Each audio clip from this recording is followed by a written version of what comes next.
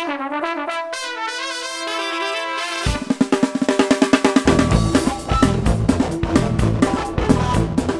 back to a Boxscore Geeks show. We'll be solo geeking it tonight, so I'll be your host, Dre Alvarez, aka Nerd Numbers.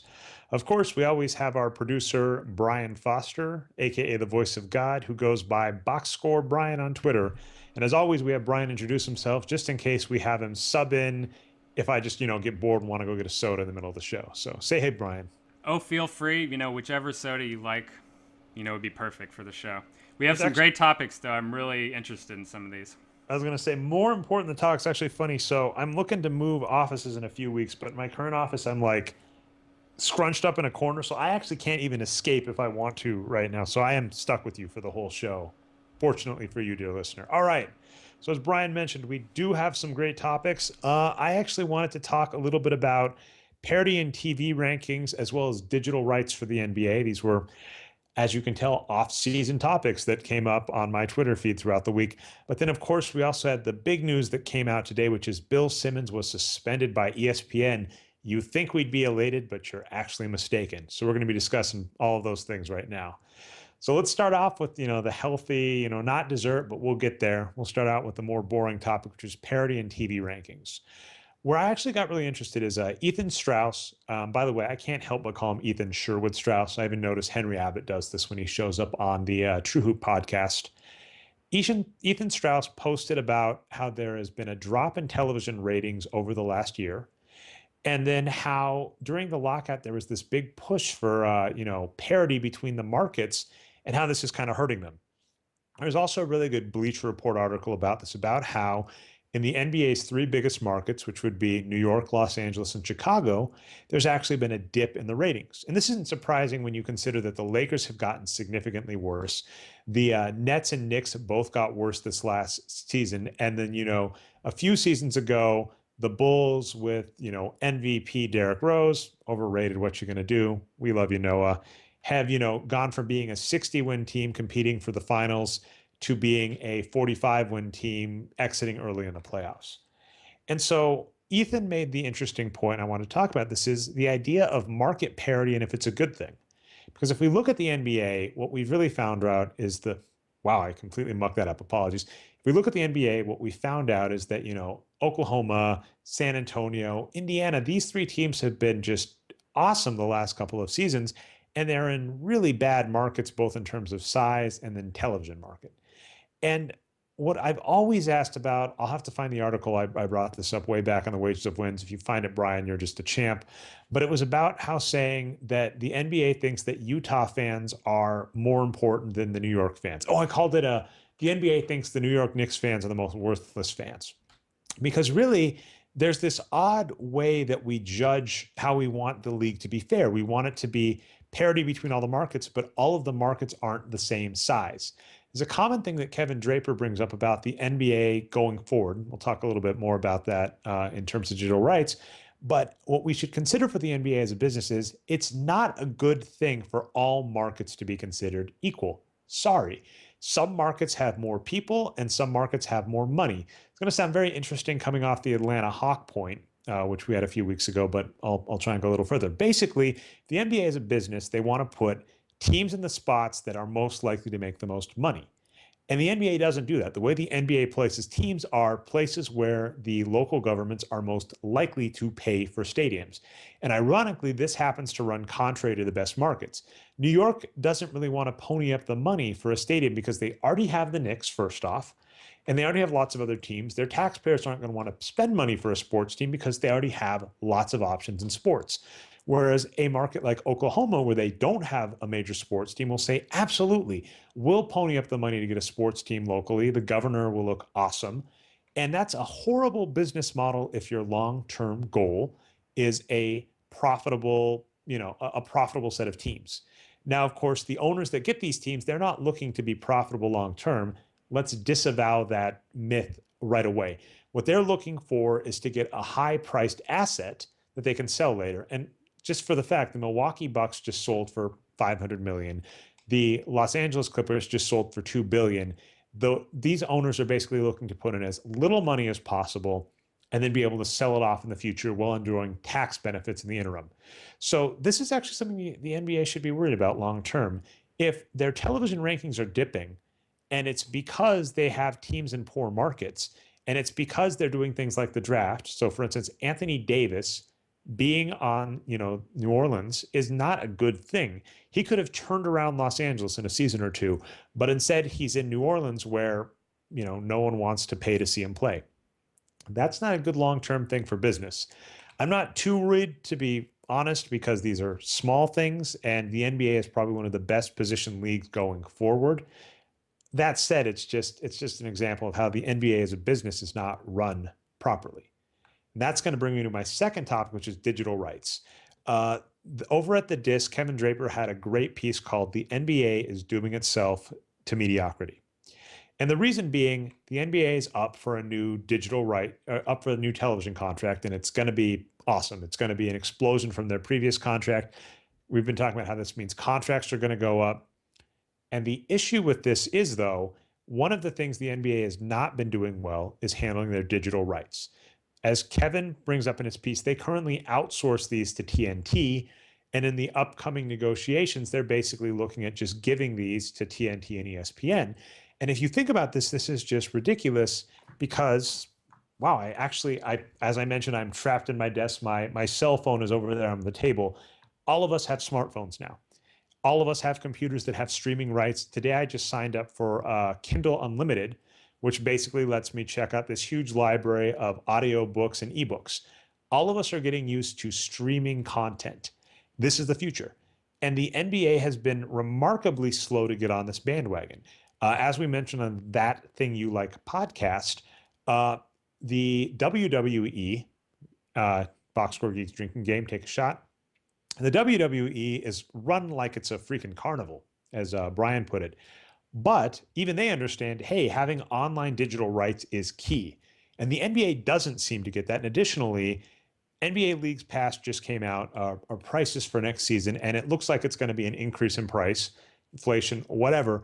But it's just a horrible product for anybody looking to stream NBA games. It has problems such as if there's blackout restricted games, you can't watch them after the fact, which is contrary to things like the NFL and Major League Baseball. We're going to leave it on the table, but don't even get me started on blackouts. It's the stupidest freaking business policy in sports.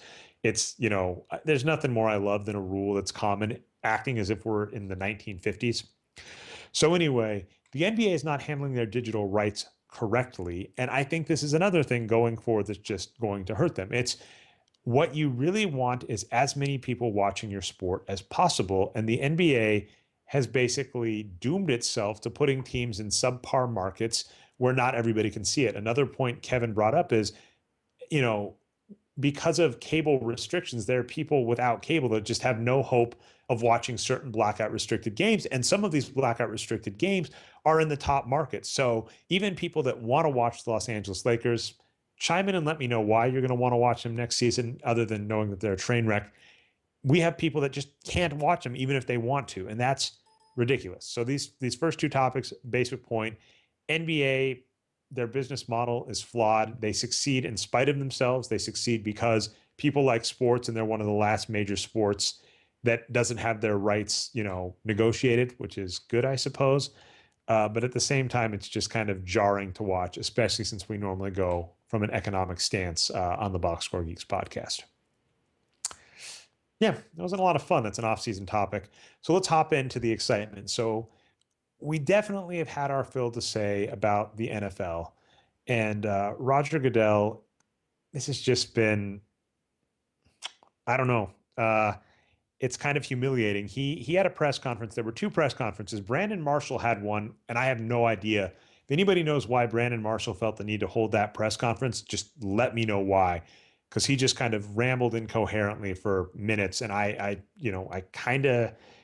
think that the tone was, domestic abuse is bad, obviously, but I don't see why Brandon Marshall felt the need to talk.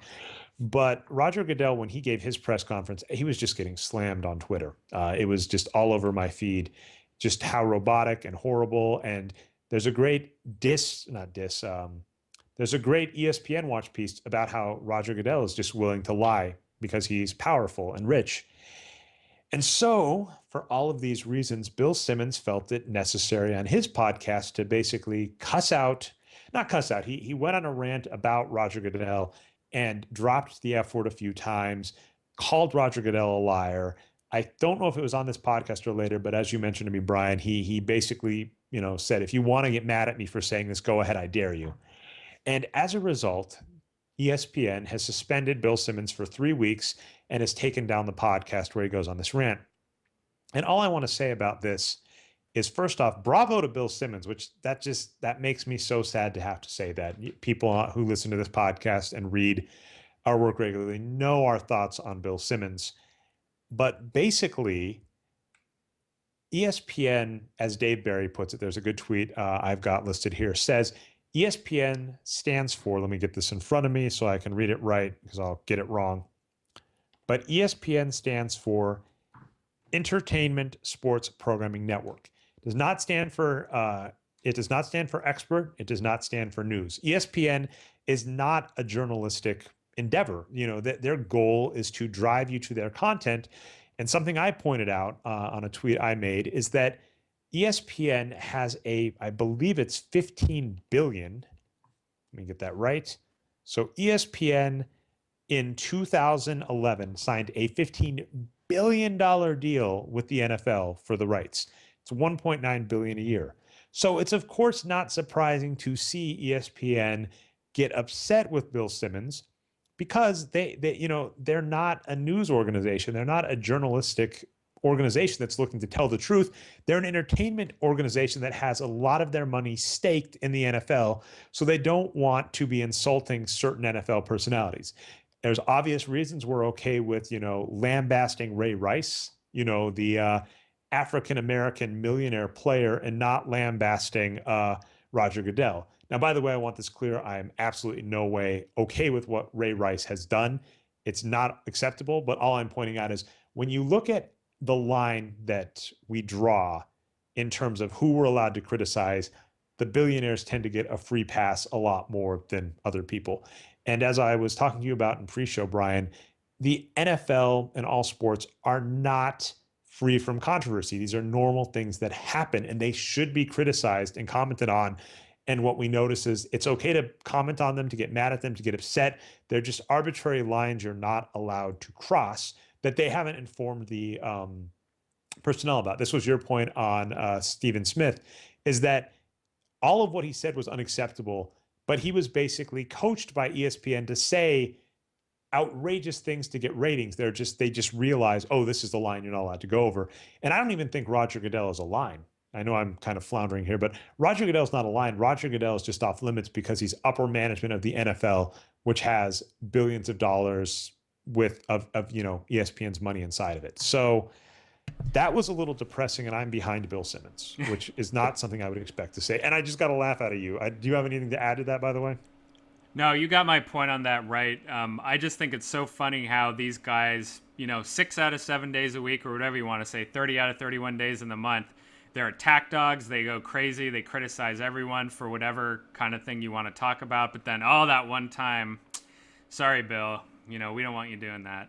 And then I want to follow up with something you said in the pre-show as well, which is that you thought it was not a bad move for him. And I really like that point, that he's going to score a lot of points with people. He did with you. And, it probably ended up being a good move for him getting suspended.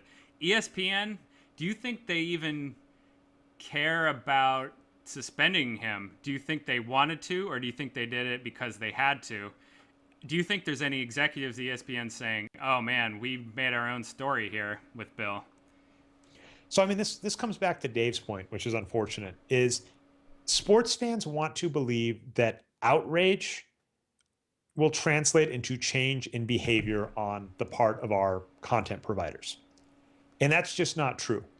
The simple fact of the matter is fans in general, while they may act upset, will often just come back and keep spending their money on sports on ESPN. So I don't think ESPN is going to care one bit if there's outrage on Twitter. If they, for instance, see a drop in ratings in the next week, or a drop in people, purchasing ESPN data or whatever ESPN sells to other people, maybe. but I don't think they care. And I think rightfully so. Why should they care? ESPN is a business. ESPN is concerned about maintaining its business relationships. That's why they did this thing. And in some cases, so when we talked about public outrage, Stephen A. Smith's about Ray Rice's comments were unacceptable. But what we should point out to what you just said, it's not as if Stephen A. Smith doesn't say unacceptable stuff. They just realized, oh, he said something unacceptable that's going to cost us ad dollars, which, Bingo. that's a depressing way to think about it, but that's also the right way. As a fan, if you're outraged with ESPN, I'll give a shout out to Arturo. Arturo actually said he's removed ESPN completely from his DVR. So what Arturo's saying is, you have upset me by what you've done. So as a result, I am going to stop using your product. That's a way to speak. But if you just go to Twitter and are upset with ESPN, who cares? And so from my perspective, it's likely that, first off, because so many people claim to hate Bill Simmons, this isn't going to hurt ESPN. And more to the point, it's not going to hurt their bottom line. So That's long our term, part of Simmons' brand, right? Being a polarizing guy. You love him or hate him. yeah. So, I mean, I don't think this matters a lick, to be honest. And it's not going to do anything to Roger Goodell. Someone this week made the point, it doesn't matter how bad you are at your job, no one walks away from $44 million. So, I mean, I think what we've learned in sports, I mean, even from the low athletes like Kobe Bryant, if you mess up and just keep going and refuse to quit, you're probably not going to get forced out. People are probably going to come back because they're sports fans. ESPN's probably going to keep reporting on you. So the depressing reality of this is, while I'm behind Bill Simmons, what he said doesn't matter. It's not going to impact the NFL. It's not going to impact ESPN's bottom line. They both know this. And, it's sad where the line gets drawn sometimes. Good. I mean, obviously, I'd much rather have people upset about domestic abuse than Roger Goodell lying. But at the same time, we can just notice that there are certain things that aren't going to change, and this is one of them. Yeah, my personal opinion on this is a little bit different from yours. I'm not quite as complimentary of Bill Simmons, although I do agree with everything you said. To me, he comes off as naive here, getting all upset about this. I just don't know what he thinks Roger Goodell's job is. What I think it is to just fall in the grenades for the owners, and this is one of them. And I think he's being a good soldier and doing exactly what the NFL wants him to do. So even though everyone's pissed at Goodell, I bet the owners are happy with him and are going to stick with him. And let's point out, I mean, I've seen an article calling like Goodell the worst commissioner, and that's probably true. But don't forget that part of Goodell's legacy at this point is going into Congress about the concussion issue and basically just saying, I don't know, over and over again. Yep. So Congress says, we have tons of data on concussions. Did you know about this? I don't know. We've seen this. Did you know anything about it? I don't know. I mean, if we're going to even talk about Goodell's legacy and the horrible things he's done worse than this. That's right. And he's still, and as you're pointing out, this may be the straw that kicks him out, but you're right. The owners are elated because the owners don't want to have to deal with the reality that domestic abuse, drug abuse, players going bankrupt, players getting brain damage, and brain damage, as Arturo's pointed out in a previous show, brain damage translating actually into things like aggressive behavior. The NFL doesn't want to have to deal with any of that. So if Roger Goodell stands up and takes all of the bullets from the mainstream media, they are elated. Yep. So wow, this has been a depressing show, but that's about what we had for the week. I will give a shout out to Arturo. We finally wrapped up his MVP piece. So I've got to give that was a happy piece. So players that belong in the Hall of Fame, that are in the Hall of Fame. Come on, that's what happier way to go than that. And then I'm gonna have later this week the more of his interview with Andrew. Help me get the name on it. Is it Andrew Wachschlag? Wachschlag. So we got more of that. So that's exciting stuff. Normally we wait till the end of the show to say that, but I couldn't end the actual podcast segment on a downer. Sorry. And with that, because going into shout outs after being depressing is rough. So I'm going to head some shout outs, Brian, get us out of these depressing woods. Yes, sir. Obviously, we need the NBA season to start so we can start talking how amazing it. I want the over under on how many, what would you call it, between two players, something like a 2020-10-10 night, something like that, between LeBron James and Kevin Love. I want to start talking that stuff.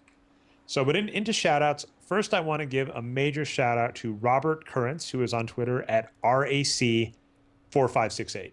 And I got into a discussion about how I'm just uninspired about the Defensive Player of the Year award because it just, I don't think the voters care. And he pointed out, and by the way, he got me on this. He said, most people use defense as a crutch in the mainstream. And for instance, there are only 6 defensive schemes NBA teams are allowed to run. He bets most mainstream media people can't even name one. So, wow, that's great. And following that up, one of the things he said is he saw an article by somebody saying, here's how an NBA team could effectively run. Let me get this right, by the way, so I don't muck this up. Because there's 2-3 and 3-2. So what Robert said is he goes, I read an article where Jim Boeheim went into detail about what an NBA team would need to do to run the 2-3 zone. He left out one thing: position the team for a rule change. The 3-2 zone is legal, but the 2-3 is not.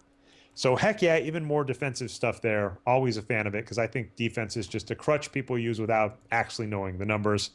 Calling out some of the commenters this week.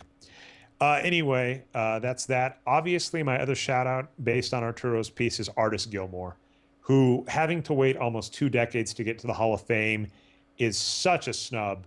Even though he's in the Hall of Fame, I think that was a bigger snub than every single player on our snub list. He had a Rookie of the Year, an MVP, and a title in the ABA, which shows the distaste for the ABA in general. Not to mention averaging 17 points and 10 rebounds, going for the superficial stats in his 12-year NBA career. Unacceptable. I just can't believe that. And my last shout out is Bill Simmons, who he said the right thing. I'm for it. And even if we're going to be a little pessimistic and believe he did it to, just keep himself in the mainstay, I approve of what he said. And I think ESPN's wrong to suspend him. So those are my shout outs. If you've got anybody, Brian, let me know. If not, I'll shout us out to next week. No, and I will agree with you on Bill Simmons in the end. Good that he said it. And I'll be a little more optimistic than you overall. I kind of think with technology, like you said, cell phones and social media overall, we're getting exposed to all these horrible, depressing things now that we never got exposed to before. But I don't think they're happening more often. I just think they're getting uncovered. And maybe as these billionaires behaving badly does get more exposed, then real change will actually happen. Well, and also, I mean, even to the point, it's the classic dinosaur medium, which is the NBA in 20 years may be vastly different in terms of teams and digital rights than what we see now. And it just may be that the current model is showing its age and slowly wearing out, which is as they lose ratings on TV, as they don't have digital rights, the next contract extension that comes up, they may actually just have to make the uncomfortable decision and say, hey, we need another team in LA. We need another team in Chicago. We need another 2 teams in New York. And we need to stop having these people outsource their digital rights. So maybe it's the other way. Maybe we can give it optimism. So I'll leave us with that on optimism, and we will see you next week.